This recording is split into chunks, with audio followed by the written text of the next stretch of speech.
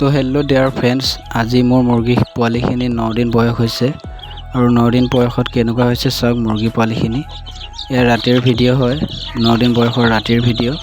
তো চাওক, আৰু এইফালে মই এতিয়া পানী কাপোৰখন আঁতৰাই দিছোঁ সিহঁতক, কাৰণ আজি গৰমটো বেছি সেইকাৰণে, আৰু অলপ ফেন চলাই দিছোঁ। আৰু এইফালে দেখিছে ধুনীয়াকৈ ড্ৰিংকাৰত মই সিহঁতক চাফা পানী আনি দিছোঁ, পানীটো শেষ হৈ যোৱাৰ কাৰণে সলাই দিয়া হৈছে। আৰু সিহঁতক এতিয়া মই ফেনখন দিম 1 ঘণ্টামানৰ কাৰণে, কাৰণ আকৌ বেছি ফেন দিলে সিহঁতৰ বেমাৰ হ'ব পাৰে।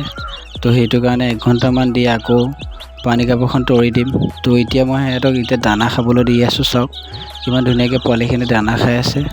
আৰু এইফালে ড্ৰিংকাৰত ধুনীয়াকৈ পানী খাই আছে, পানী খুৱাই, আৰু এইফালে ধুনীয়াকৈ দানা খোৱাবিলাকে দানা খাই আছে, চাওক কিমান ধুনীয়াকৈ খাই আছে। আৰু 9 দিন বয়সত মুৰ্গীখিনি ধুনীয়া এটা গ্ৰ'থ আহিছে।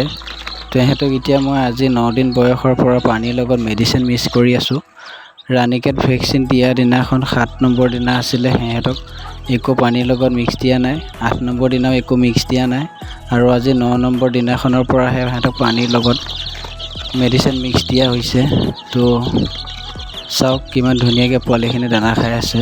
আৰু ইহঁতক এতিয়া মই দানাটো আপোনাৰ পেপাৰতে দি আছোঁ, কাৰণ পোৱালিখিনি এতিয়া সৰু হৈ আছে আৰু ফিল্টাৰ ইউজ কৰা নাই, কাৰণ পোৱালিখিনি সৰু কাৰণে। আৰু সিহঁতক মই 14 দিন বয়সলৈকে ইয়াতে ৰাখিম ব্ৰডিঙত, আৰু যেতিয়া 14 দিন হ'ব, 14 দিনৰ দিনাখন ছেকেণ্ড ভেকচিন দি 15 নম্বৰ দিনাখন সিহঁতক ফাৰ্মত লৈ যোৱা হ'ব।